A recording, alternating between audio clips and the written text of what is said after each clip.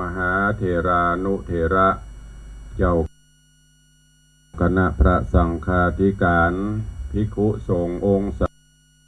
มเณรจุตนจุองค์ด้วยความเคารพเจริญสุขเจริญพรเจริญมั่งเจริญมีเจริญสีเจริญสุขจุบังเกิดมีกับปออกไม่ออกศรัทธานาบุญพุทธบริษัทก็ขอน้อมต้อนรับทุกท่านเข้าสู่รายการมรดกธรรมกำเมืองต่างสถานีวิทยุกระจายเสียงพระพุทธศาสนาแห่งชาติและสังคมคลื่นเพื่อการศึกษาพระพุทธศาสนาและวัฒนธรรมตลอดจนคลื่นบริการสาธารณะส่งสัญญาณกระจายเสียงจากสถานีวัดฝ่ายหินตำบลสุเทพอำเภอเมืองจังหวัดเชียงใหม่ในระบบคลื่นความถี่ FM 104.50 เมกะเฮิรตซ์สถานีวิทยุคลื่นพระพุทธศาสนาและจริยธรรมในความอุปถัมภ์ของมูลนิธิพระบรมธาตุเจ้าดอยสุเทพ 96.0 เมกะเฮิรตซ์สถานีวิทยุ CM77 วิทยุอินเทอร์เน็ตล้านนากระจายเสียงในระบบคลื่นความถี่ FM 97.5 เมกะเฮิรตซ์ตลอดจนวิทยุชุมชนเสียงตามสายหอกกระจายข่าวภายในวัดวาอารามต่างๆตลอดจนตามหมู่บ้านต่างๆที่ต่างสมปานเจ้าวัดท่านเจ้าอาวาสตลอดจนพ่อแก่พ่อแคว่นได้เปิดสัญญาณเสียงธรรมะนี้ให้กับญาติโยมทั้งหลายได้รับฟังกันอยู่ในเวลานี้พร้อมกันนี้ก็ขอยกมือ10 นิ้วกราบถวายการต้อนรับและเจริญพรต้อนรับยังครูบาอาจารย์ท่านเจ้าพระเจ้าประสงค์องค์สามเณรจุตนจุองค์ญาติโยมศรัทธาสาธุชนพุทธบริษัททุกท่านที่ได้เข้ามาติดตามรับชมรับฟังทางภาพและเสียงการไลฟ์สดต่างสถานีFacebook ไลฟ์ของสถานีมรดกธรรมวัดวังสิงคำต่างทีวีวัดฝ่ายหินต่าง104ธรรมะไขเครียดตลอดจนหน้าจอ Facebook ไลฟ์ของครูบาอาจารย์ก็ดีของญาติโยมก็ตามที่ได้เข้ามาแล้วได้เมตตาแชร์เสียงธรรมเสียงบุญนี้ไปยังกลุ่มเพื่อนๆโดยการกดแชร์กดไลค์กันไปรายการนี้ดำเนินโดยกล่าวกับผมอาตมภาพพระครูวิเจ้าอาวาสวัดวังสิงคำตำบลประแดดอำเภอเมืองเชียงใหม่จังหวัดเชียงใหม่เป็นผู้ดำเนินรายการนำเสียงธรรมะแบบปืนบ้านล้านนามาพบมาปะกับทุกท่านเป็นประจำตั้งแต่เวลานี้เป็นต้นไปกราบขอบพระคุณท่านผู้อำนวยการทุกสถานี ตลอดจนเจ้าหน้าที่ช่างเทคนิคทุกท่านและขอกราบขอบพระคุณครูบาอาจารย์ท่านเจ้าอนุโมทนากับญาติธรรมญาติโยมทุกท่านที่ได้ติดตามรับชมรับฟังทางต่างสถานีวิทยุและต่างหน้าจอ Facebook ไลฟ์ปากันวันนี้สภาพอากาศอึมครึมแงนพอดท้องฟ้าเมฆฟ้าเม็ดฝนมืดคลึ้มคึมอยู่เปิดพยากรณ์อากาศตอนนี้ก็พายุกำลังเข้าให้มาก็เป็นหน้าฟ้าท้องฝนต่างเปิดประกาศก็คือพลมัดระวังน้ำไหลหลากน้ำป่าไหลหลาก น้ำท่วมฉับพลันโดยเฉพาะที่อยู่ใกล้แม่น้ำเนอะใกล้แม่น้ำลำคลองก็ระมัดระวังเตรียมความพร้อมเพราะเหตุการณ์ข้างหน้าไม่มีใครรู้อดีตการผ่านไปอนาคตการกำลังอยู่ปัจจุบันกำลังอยู่แต่อนาคตการไม่มีใครจะรู้อย่างที่หลวงพ่อดำรงภูโกมุสิทธิการเปิดเจ้าไล่สดแจ้งตลอดจะได้ประมาทพยายามดูหรือว่าพยายามมีสติตลอด เพราะนั้นก็ฝากไว้กับญาติโยมทั้งหลายเนอะวันนี้โอ้ครูบาอาจารย์เข้ามากันหลวงหลายแถมสักบืดก็ก้อยไปตักไปตายไปตายกับตักต่อกับญาติโยมครูบาอาจารย์ตั้งหน้าจอก็ดีตั้งบ้านก็ตามเนาะเวลาก็ล่วงเลยมานักเกเนอะก่อนอื่นที่จะได้ฟังน้ำฟังธรรมก็ขอนำเอาเรื่องราวในตอนที่แล้วหรือว่าผูกที่แล้วมาพูดจาสรุปซ้ำแถมคำหนึ่งคือกับญาติโยมทั้งหลายในเรื่องของสุริยคราชกุมารตอนที่แล้วเป็นตอนที่เป็นผูกที่7จบปริเฉดปริปุณณังไปวันนี้จะขึ้นผูก8ก่อนที่จะขึ้นผูก8ก็จะได้เอาเรื่องราวในตอนในผูกที่7มาอูจาให้ทุกท่านแถมคำเนาะในตอนที่แล้วหลังจากที่โพธิสัตว์เจ้าสุริยคราชได้อยู่บ้านอยู่จองสืบบ้านแต่เมืองแล้วเหล่าเสนาอมาตย์ก็มาคิดถึงว่าโอ้อย่างก็มีพร้อมแล้วจางเผือกแก้วงางอนที่องค์อมรินทร์พระอินทร์เจ้าฟ้าเอามายื่นมาปั่นฮือก็มีแล้วข้างแหมยังนั่นก็คือกู้ข้างหรือมเหสีหรือกู้บุญบารมียังมีเตื้อเฮาจัดงานเฉลิมฉลองถ้าอยากดีจ้ะแล้วก็เชิญเจ้าบ้านเชิญเจ้าบ้านเจ้าเมืองต่างๆนำปลาลูกสาวกาญาติพี่น้องกามาแอวมาแหวงเพื่อฮื้อสุริยคราชโพธิสัตว์เจ้าหรือว่าพญาเจ้าเมืองสุริยคราชได้เลือกสรรเอาตรงกันข้ามต่างพญาสุริยคราชก็เอาแก้ววิเศษแก้ววิตูลที่มีอยู่เอาขึ้นมาส่องเอามาแยงพอล้อว่ากู้บุญบารมีของตัวอยู่ตัดที่ไหนตั้งใดที่จะได้มาเป็นกู้สร้างกู้สมที่จะได้มาเป็นกู้บุญบารมีกันเอาแก้วมาส่องพอปรากฏว่าที่หันที่ปรากฏในแก้ววิเศษนั้นปุ้นเมืองปาราณสีพญาเจ้าเมืองชื่อว่าพญาพรหมทัตราชาแล้วก็มีมเหสีชื่อปภาวดีพร้อมกันนั้นก็มีลูกอยู่2 คนพ่อชายคนหนึ่งแม่หญิงคนหนึ่งพ่อชายนี้มีชื่อว่าสังหตราชบุญราชสังหตราชบุญมีอันนี้ก็เป็นกู้ขหะท่านนี้ก็คือเสนาผู้ใหญ่กู้ข้างบารมีเป็นผู้ที่มีฤทธิ์เดชมีพละกำลังนักแล้วก็มีลูกสาวก็งามเหมือนดังคำหล่อเบ้าคนเฒ่าคนแก่เพิ่นว่าเหมือนดังเทพพยดาที่สัตล่วงลงมาจากฟากฟ้ามีชื่อว่าจันตะรังสีก็บ่มีกู้บ่มีกีมเตื้อพ่อก็ค้างแม่ก็ห่วงอยู่เมื่อเป็นเช่นนี้พอหูพอหันเช่นนี้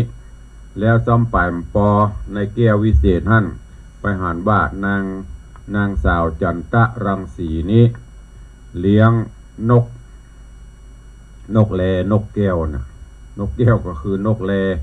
ลก็คือนกแก้วนะไว้ตัวหนึ่งนกตัวนี้เป็นนกที่นางโปรดปรานฮักสามารถสื่อสารกันรู้เรื่องให้เกิดอูจากันเจียวเวลาไปหันไปนั่นไปนี่ก็จะไปด้วยกันมโหจะนี้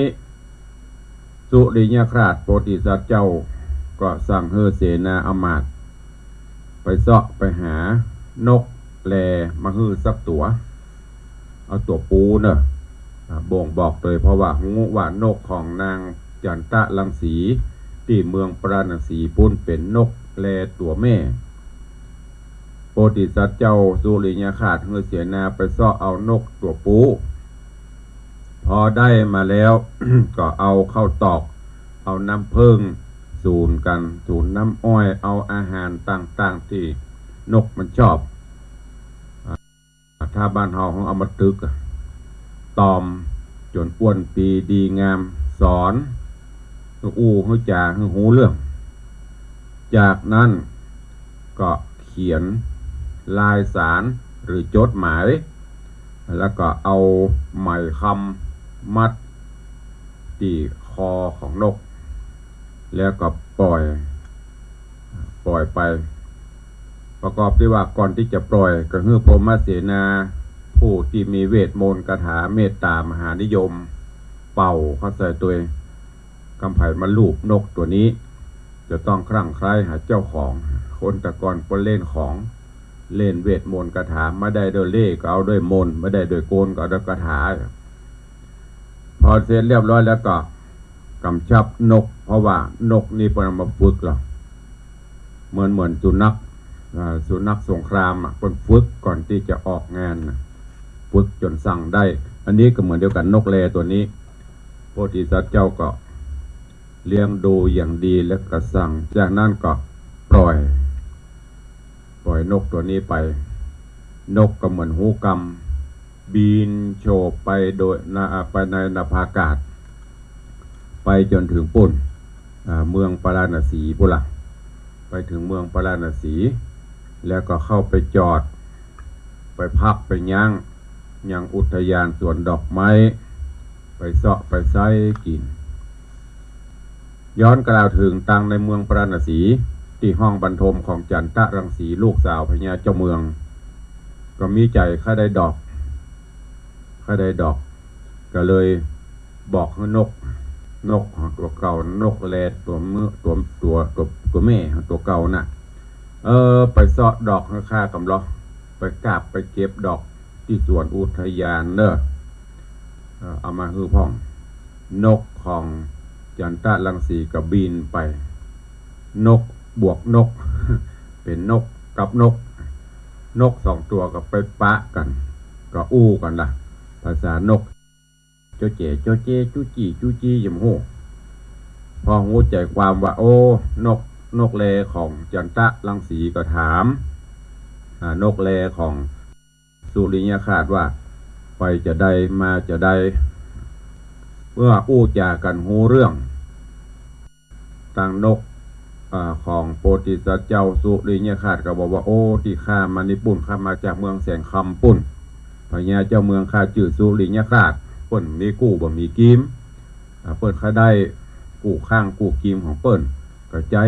ข้ามาเสาะความจริงที่เมืองข้ากระมิ่งเปลอะไม่ห้างนางสาวแต่บัดใต้บ่เป็นที่ถูกใจก็เลยใจข้ามานี่สู่ปอจะหูก่อนหรือว่าเจ้าปอจะหูก่อนว่ามีนางหญิงงามนางงามที่ไหนพ่องนกแลตัวแม่ของจันทรังสีก็บอกโอ้ไม่ยิงใดไหนเล่าจะเจ้านายข้าในชื่อว่าแม่นางจันทรังสีเป็นหญิงที่มีรูปร่างสวยสดงดงามเพียบพร้อมสมเป็นกุลสตรีแล้วนางอยู่ที่ไหนก็อยู่ปราสาทราชวังพวกกะเจ้าลองไปถามไปบอกพระองค์ได้ก่อนว่าประเดี๋ยวนี้มีเจ้านายข้าเนี่ยเป็นพญาเจ้าเมืองชื่อนั้นชื่อนี้เปิ้นใครได้จะมีใจปฏิภาคเพิงใจอย่างใดก่อนนกแลของจันทรังสีก็อันเจ้าอยู่นี่รอก่อนเนอะข้าจะบินไปที่บ้านที่จองก่อนไปที่ปราสาทเจ้านางจะไปรายงานให้เปิ้น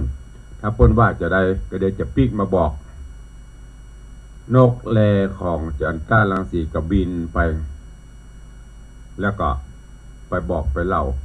เรื่องราวต่างๆคือกับจันทรังสีได้ฟังจันทรังสีพอได้ยินชื่อของสุริยคราสจิตใจจุ่มเย็นชุ่มฉ่ำเพราะเปิ้นเป็นกู้บุญบารมีกันมาก็เลยสั่งให้นกแลอันลองไปบอกให้นกตัวนั้นมาโล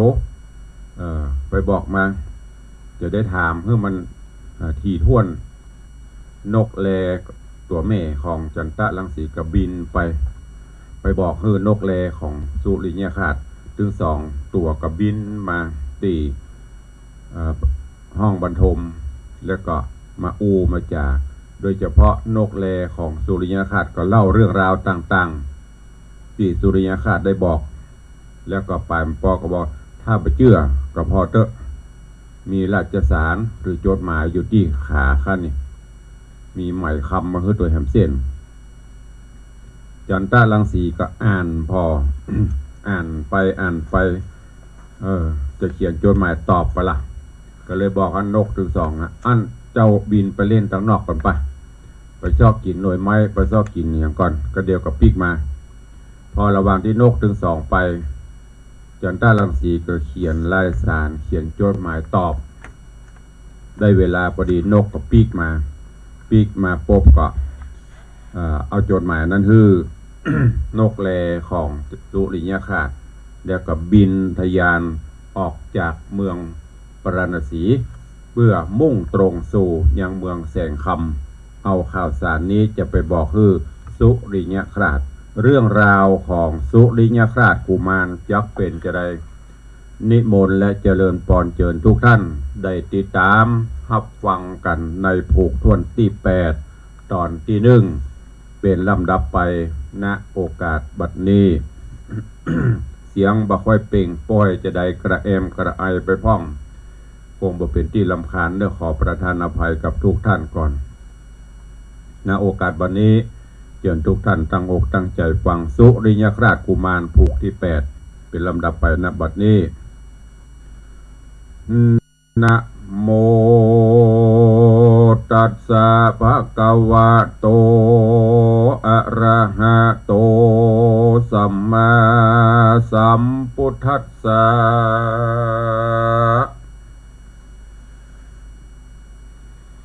โสโปเตสัตตัสสะสุโบจันตรังสิญาสาสนังคเหตวาอาคาโตติสาทะโวโดราสัพปุริสะตังลายฟังนิยายบ่อเศร้าอันบานกโปธิสัตว์เจ้าตัวหานฮับเอาสาลายสารนางเกี่ยวก้อนได้แล้วลวดบินมาสู่ปาราเมืองเก่าแล้วยื่นหือแก่เจ้าสุริยคราสกุมารเจ้าก็มีใจบ้านป่องแผ่วอ่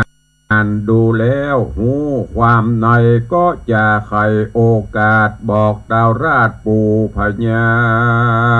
มดาวผ้าปาราปู่เจ้าก็ฮืออำมาดเก้าต่างตาต่างเสนามวนหมู่ได้พร่ำหูบัดเดียวว่าฮือรีบเร็วแต่งห่างยังมาจ้างเร็ววายอันเฮาจะไปโอกาสขอนางนาจันตรังสีมาเป็นเทวีอยู่ข้างในเมืองกว้างเมืองเฮาสูจุงเอาใส่ซอยแวนใส่ก้อยก้ามากเกี่ยวก็หากน้ำเพิงมีกาเดิงเกิงเวียงใจมานิสัยผ่องแผ้วงามเลิศแล้วซ้อยสังวานเพื่อเป็นปัณการพร่ำพร้อมอันจักยื่นน้อมยอถวายเกตาวบุญภายโยดอาจพรหมตัดราชราชาเพื่อขอราชธิดาหนอไทยมาเป็นสะพ้ายแปลงเมืองคือรุ่งเรืองแบ่กวางกันเจ้าจ้างห่อคำไทยจากกรรมเมียนแล้วอำมาเกี่ยวต่างตาตั้งเสนาหนุ่มเทาเกาะไว้เต้าเจ้าห่อใจแล้วเร็วไวแต่งห่างยังมาจ้างเร็วปันกันจูอันเมียนควายก็ไปน้อมไว้ทูลสารเจ้าหน่อผู้บานที่ราชก็ฮือยานนะอำมาตย์เป็นเก้าตั้งเตวะเสนาหนุ่มเนานำไปก้อนแยมโจกใจมาควายก็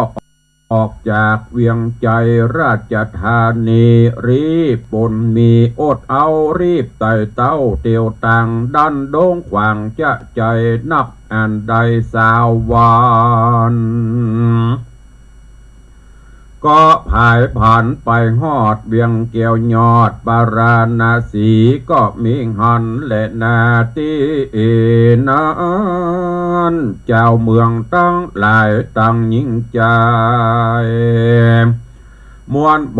อันที่อยู่ในเวียงได้ยินเสียงอดเอาแห่งโยธาเจ้าสุริยคราชกุมันอันยังอยู่สถานข้างขอกเกือไปนอกเวียงใจก็มีใจสะดุงสติฟุ้งเววาเกิดเป็นเซึกมารบภาพเกณฑ์ขนาบเอาเมืองก็ปะกันนันเนืองไปสู่ยังที่อยู่หอคำย่อมือต่ำกลมกล่าวบอกเจ้าเจ้าปุรีว่าบ้านนี้มีศึกหลายเวทล้อมภาพเวียงใจอย่าวางใจประมาทขอเต้าราชยาลาสาเดเตนาอ่านว่าพระญาโตนยศใหญ่ได้ยินไพร่โทนสาก็เรียกหาสังคตะอุปราชตั้งอำมาตย์และเสนาว่าบัดนี้โยธาต่างดาวมาสู่ดาวแดนเฮาจุ่มไปถามเขาฮือทีฮือหูตี้ความในเดชเตอเมื่อนั้นสังคตะอุปราชเจ้าผู้องค์อาจโดยกำลังก็ใจยังเสนาหันหาวเป็นเสนาเต้ากับตนนำรีปนมวลมาไหลออกจากปุรีแล้วไขว่าตีทำข่าวว่าสูเป็นข้าเต้าเมืองใดจากไปไหนมาลอดเนจงกล่าวจี้มาปันสู้จักมาฟันเอาเมืองใหญ่ตั้งข้าไพร่แห่งเมืองเฮาหรือจักมาจริงเอาจ้างมาตั้งฟุ้งหมู่คาคนนายจูงรีบไขบอกเล่าเฮอหูเงื่อนเก้าบัดเดียวแดดเตอที่นั่นอย่านะอำมาตย์ผู้ฉลาดโดยคดีว่าคดีธรรมก็จะกรรมดีบ่จะว่าตูข้าตั้งหลายเป็นข้าเต้าตนยศภายองค์อาจชื่อเจ้าสุริยคราชบุญมีสะโวยปุรีเมืองใหญ่มีชื่อไว้ว่าแสงคำไมตรีนำมาหอดยังเต้ายอดบุญเรืองต้นสะโวยเมืองใหญ่ว่าอ่างขอสืบสร้างไมตรีขอเอานางจันตะรังสีนาไทยไปเป็นสะไฟสะโวยเมืองและนาว่าอันตินั้นอันว่าเสนาแห่งสังคตาอุปราชได้ยินญาณอัมบาตเยียนจาพ้องก็หลิวตายี่เขี้ยวพ้องก็เงียบปากเบี้ยวไปมาแล้วเจียนจ๋าวัดอ่างว่าสูจักบ่ลางสมขนิ่งเล็ดนาแล้วก็ปากันไปไวยังพระบาทไทยพรหมทัตราชาใครขี้ญาแต่เก่าฮือพญาเจ้าได้หูจุประการก็มีหันเล็ดนาเมื่อนั้นพญาพรหมทัตตนพันแผ่วได้ยินแล้วก็จมบานจิงฮือนายนักการผู้ฉลาดไปบอกฮือยานะอำมาตย์มาปันสู่โรงกันเจ้าฟ้าตัดสองแน่หมู่เสนาส่วนอุปราชสังคตะผู้หาวเนียตาเหลือกเล่าไปมาว่ากันพญาตนได้ใครใดยังน้องไทยแห่งตนกูลักษณะดูงามอาจดังลูกฟ้าหยาดลงมา ในโลกาหาบ่ใดหากอยู่ใต้กรรมกึดแห่งกูและนาอันว่าพญาพรหมมาตัดตนเป็นป้อบ่จ้างปากต่อบุตรเต้าพอหาอำมาตย์แห่งเจ้าสุริยคราชบุญมีจักนำไมตรีมาต่อเพื่อขอนางน้อยนอจันตะรังสีก็มีหันและนาที่นั้นเตวะเสนาผู้ฉลาดกับญาณอำมาตย์ผู้หูกองเมืองส่องบุญเรืองไต่เต่าเข้าไปลอดลงกันแล้วเอากันขับไว้ยังพระบาทไทยพรหมทัตราชาว่าข้าแด่มหาราชาเจ้าโตนั่งเกลาประจาบ้านนี้พญาสุริยคราชอัญญสะวยราชเมืองแสงคำคือผู้ข้านำเสือพาตังจ้างม้าหมู่งัวควายข้ายิงข้าจ่ายใหญ่น้อยได้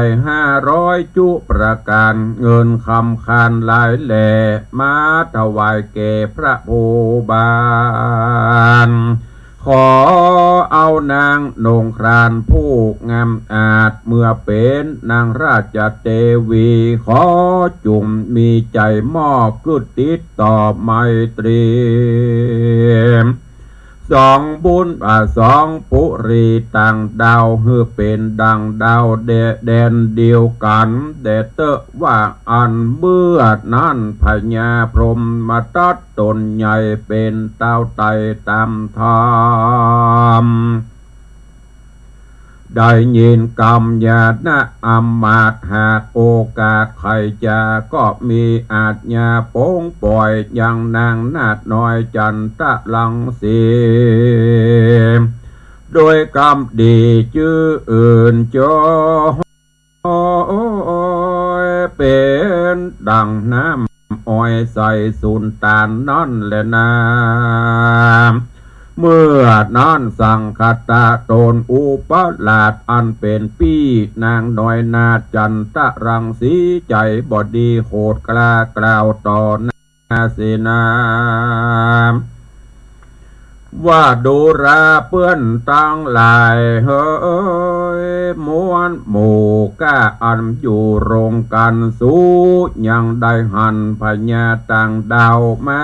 ขอดนางนอเต้าโสภา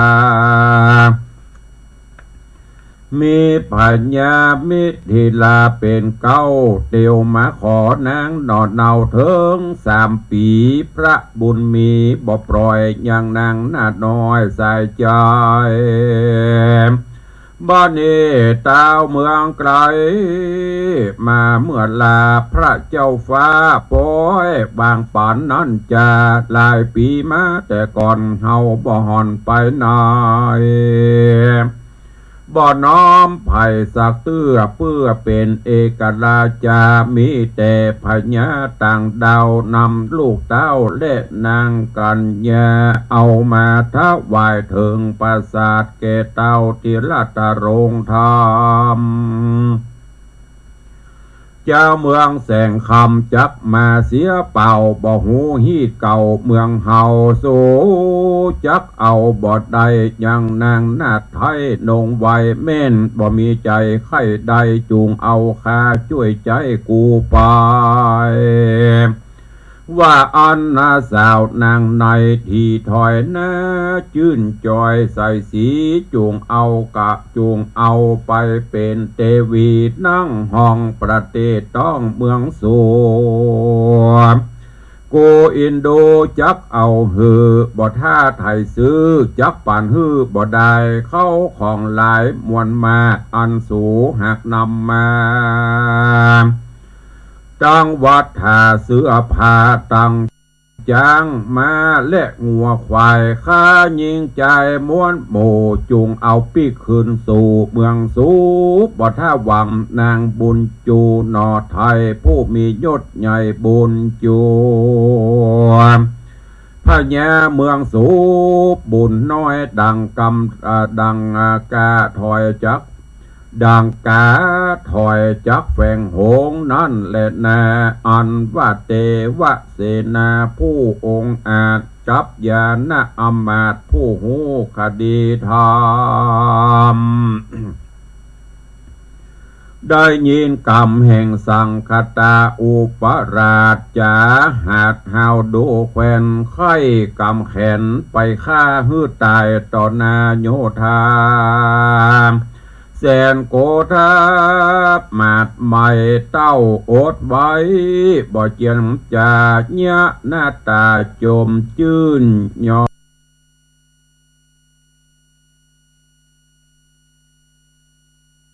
มือยื่นทุนสาร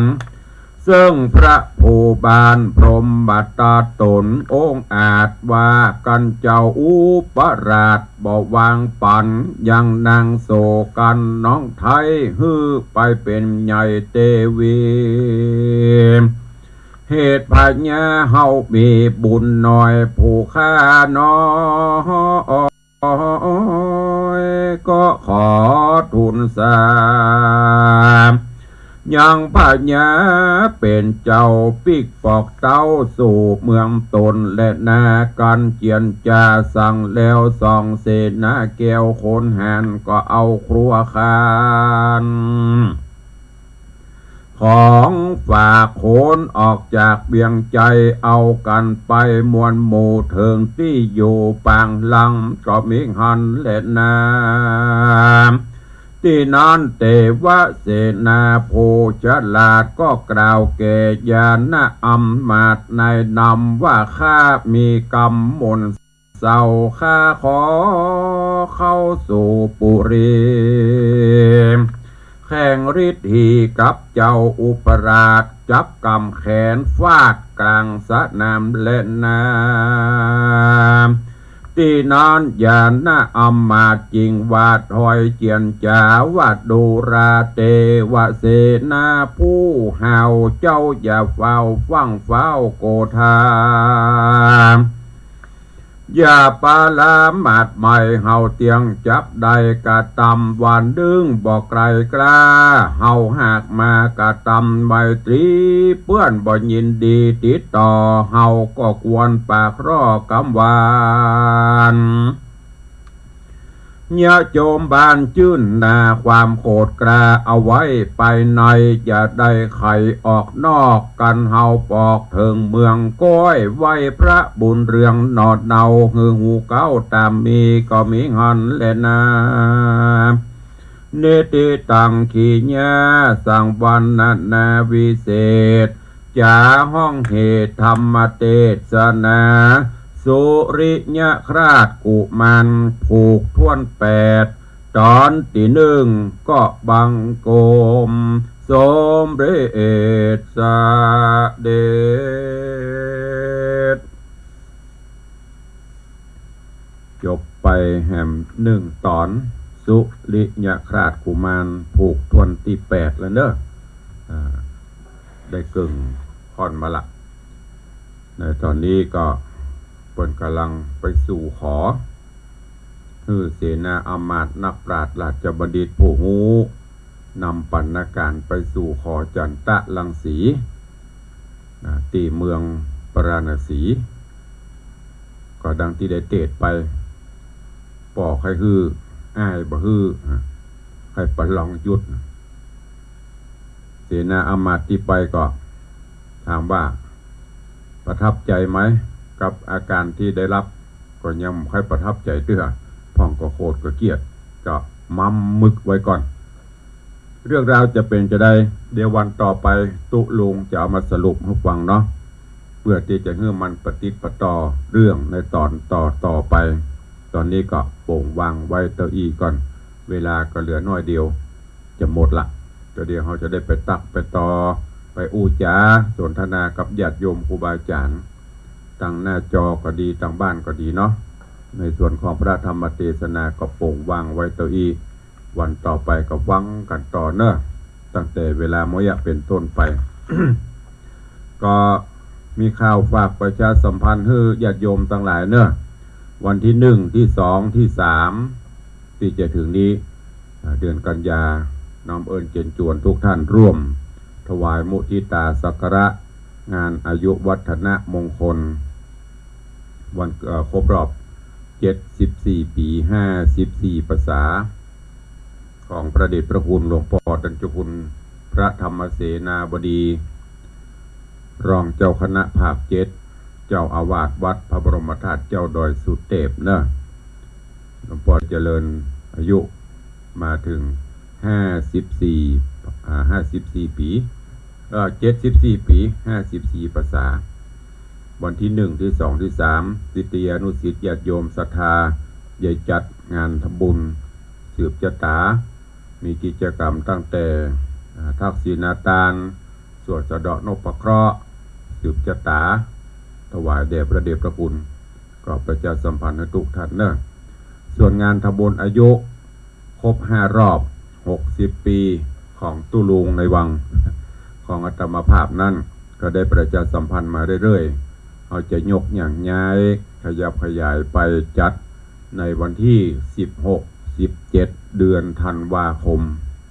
เพื่อเหมาะสมบรรยากาศสภาพอากาศเปล่งใสไวยะอากาศหมอกเย็นเย็นสุรุ่ยนะเย็นสะหน่อยต้องฟ้าต้องฝนกับเมียมันจะเปล่งใสไวยะสะดวกสบายบรรยากาศหมอกหนาวฮอตเหมาะสมที่เราจะได้ร่วมกันประกอบพิธีสืบโหราชตาหลวงสะเดาะนพเคราะห์ถวายทักษิณาทานถวายทานต้นเงินต้นทองต้นเพชรสมทบกองทุนนิธิวิชิตศิลาภรณ์ดังที่ได้ปฏิบัติมาเนอะก็นำเอิญเชิญชวนทุกท่านโดยได้ไปร่วมโมทนาสาธุตุลุงขออนุโมทนาบุญขอบคุณเนอะเจ้าภาพเจ้าสถานที่ได้แจ้งความจำนงประสงค์หมายร่วมเป็นเจ้าภาพสังฆทานเพิ่มเติมจากที่ได้ประกาศไปก่อนล่าสุดนี่ก็มีโยมต่อมแก้วผลดีบ้านปะแกโยงตำบลหนองเพิ่งอำเภอสารพีจังหวัดเชียงใหม่ร่วมโมทนาเป็นเจ้าภาพสังฆทานถวายพระเถระพระเจ้าประสงค์1 ชุด 2,500 บาทขออนุโมทนาบุญขอบคุณตัวและก็ขอบคุณกับโยมปเลียงธนวัฒน์โยมแม่เลียงทัดพิชาสุสิงคำรัตนมหาอุบาสกอุบาสิกาได้เป็นเจ้าภาพเจ้าสถากันเทศกันธรรมตลอดภาษาที่ได้เทศบำรุงการน้ำกับไฟกาอินเทอร์เน็ตกาอุปกรณ์สื่อสารต่างๆเป็นจำนวนปัจจัย 10,000 บาทขออนุโมทนาขอบคุณด้วยเนอะก็ขออนุญาตไปตายครูบาอาจารย์ญาติโยมทางบ้านทางจองหน้าจอเนาะก็เดี๋ยวก็จะได้มากู้จ่าพี่น้องทางบ้านทางจองกันตัวเอง วันนี้ก็มากันหลวงหลาย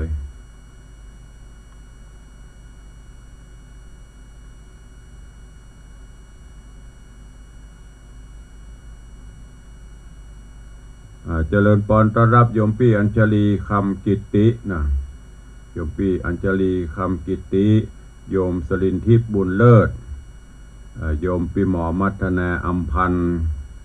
กราบถวายการต้อนรับหลวงพ่อท่านพระครูสถิตเจติยรักษ์ท่านเจ้าอาวาสวัดเจดีย์แม่ครัวเจดีย์แม่ครัวเงินปอเสียล้อลากเล่นวัดปวดม้วนประเดียวพุทธเดือนนี้ตะวันตกมีตีจัดกว้างบรินี้ถนนขยายเข้าไปปื้ดติดกระแพงบนล่งลึงประตังเจดีย์วันนั้นทำไม่จันดีเป็นได้พ้องถ้าถามว่าขดานเก่าคืนมาจุ่มเย็นเดี๋ยวนี้ฮ้อนนี่หรอก็ความสะดวกสบายเนาะเปิดขยายถนนด้วย8 เลนก่อนจะข้ามไปข้ามมาเลยลำบากละขอบพระคุณท่านเจ้าเนื้อติดตามมาโดยตลอดเจริญพรคุณโยมตู่โยมสุรัตน์เสาคำกราบไหว้สาครับผมเจริญพรแม่วิน้องแฮกเกอร์กราบไหว้สาธรรมพระครูเจ้าสาธุกราบถวายความเคารพหลวงพ่อธรรมพระครูโกมลสิทธิการเนอะหลวงพ่อว่ากำลังฟังอยู่เนอะกับในบุญญาปารมีหลวงพ่อของเปิ้นก็มีเฟซบุ๊กนะไลน์ของเปิ้นตลอดคือสาระก็ติดตามอยู่ตลอดกราบขอบพระคุณหลวงพ่อด้วยครับผมเนอะ ดูแลสุขภาพตัวอยู่ห่างไกลบ้านเกิด เจริญปอนเป็นนานอิสมเตปินนานอิสม74สาธุไวยสาปรมีธรรมเจริญปอนเนอะเจริญปอนยมแม่จันดีวิสุทธินันท์กราบไวยสาเจ้าสาธุเจริญปอนยมแม่ปราณีพยัคฆ์ไคหพลหนองแต้นสันป่าตองไวยสาเจ้าสาธุเจริญปอนแม่เนอะโยมสนจันทร์ซอนคำกราบไวยสาปรมีเท่าสาธุเจริญปอน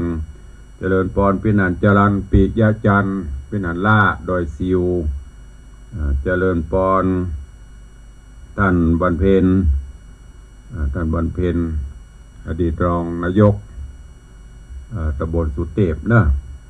เจริญปอนยายเพลินเพื่อนเกษตรเจริญปอนโยมแม่ดาหวันคำวังน้อมกราบไว้สาเนอสาธุเจริญปอนเจริญพรประภัก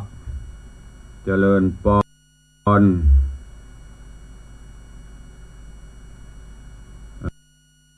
โยมแม่เลี้ยงทัดพิชาสุสิงคำเจริญปอนคุณโยมสุพันนีเจริญปอนโยมเพชรกราบไหว้สาเจ้าเจริญปอนคุณโยมสมทรงสิทธิตา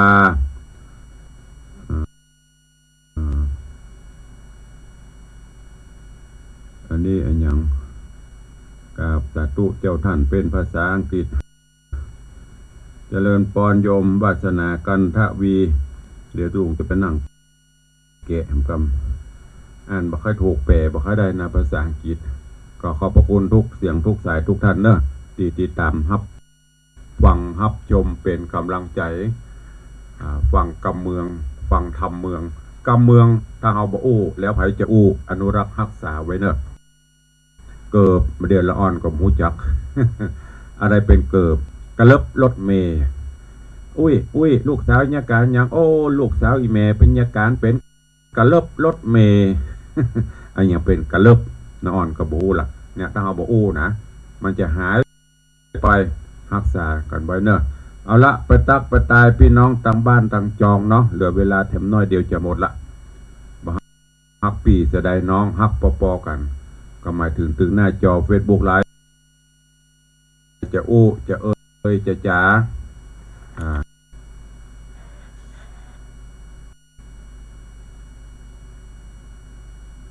ใครจะอู้จะตัวตุลุงก็เข้ามาได้0817836540โอ้ช่างมาเอวกะเดี๋ยวก่อนเนอะถ้ารอได้ก็รอสักกรรมกำลังจัดรายการวิทยุพอดีช่างดำผมมากราบหลวงพ่อครับสาธุ18 นาทีแล้วรอสักกรรมเนอะถ้ารอได้ก็รอกรรมก็เดี๋ยวก็จะแหมสัก 4-5 นาทีต่างบ้านต่างจองใครจะอู้ตุลุงเข้ามาได้เนอะ0817836540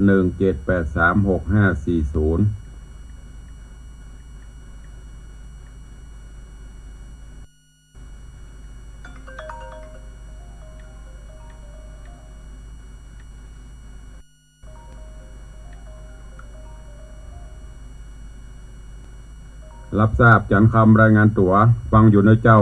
สาธุเจ้าเจริญพรสาธุเจ้าจบเจ้า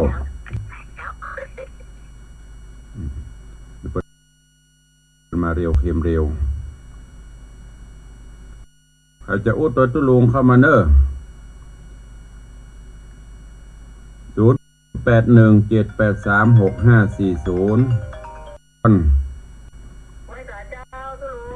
เจริญปอนสาธุเจ้าสาธุเจ้าตุลุงเจ้าใครจะอู้ตัวตุลุงแหมเข้ามาหลุดไปละไม่สมทรงหลุดไปละเข้ามาเนอะ0817836540สายที่1จันคำแสงบุญสายที่2แม่อภัยกองราชสายที่3แม่สมทรงมันหลุดเข้ามาละเจริญปอนสายที่3สมทรงสิทธิตาร้องหัวแดงเจ้า3 สายวันนี้สายที่4มีไหม ใครจะอู้ตัวตุลุงสามจอก็มากันหลายๆอยู่สายที่ห้าเจริญปอนจากไหนเอ่ยเบญจมาศหอมกุลจากเจ็ดยอดสาธุเจ้าเจริญปอนสายที่หกเจ้าไว้สาเจ้าชัดเจนดีเจ้าจากไหนเอ่ยจากเทพเสด็จเจ้าสาธุเจ้าแม่นวลเจ้าอนุโมทนาเด้อโยมแม่นวลยอดคำปันเทพเสด็จหกสายเหลือเวลาแถม2 นาทีสุดท้ายถึง10 สายก่อนทางบ้านกำลังมี6 สายเข้ามาแล้ว6 สายใครจะร่วมแจ้งผลการรับฟังจากทางบ้านจะเลินปอนเข้ามาได้0817836540วันนี้มีกิจการอย่างต้องได้พองจ่ามีไหมเอ่ยสายที่7เจริญปอน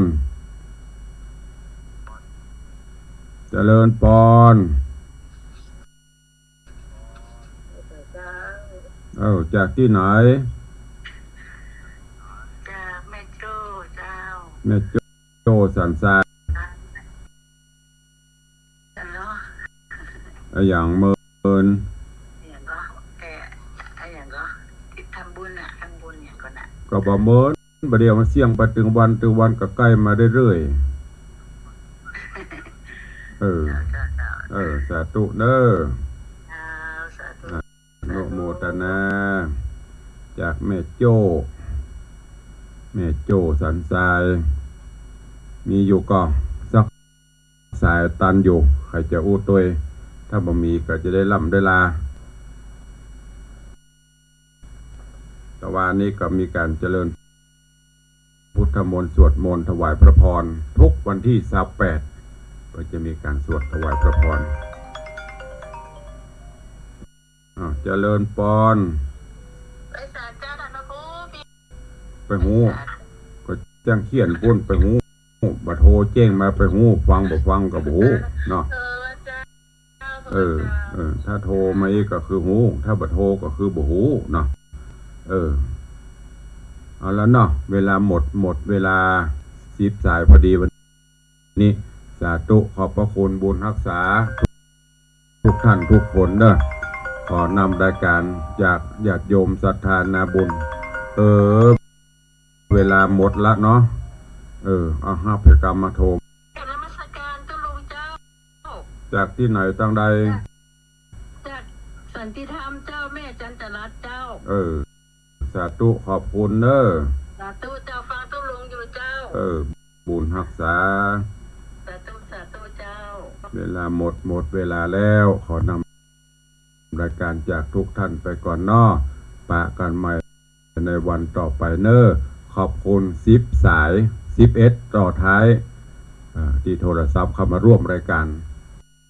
แจ้งผลการรับฟังแล้วก็ญาติโยมครูบาอาจารย์ตั้งหน้าจอตัวขอบุญกินบุตรอภิบาลปกปักรักษาทุกท่านให้มีความสุขกายสุขใจเจริญไปด้วยอาการละนาน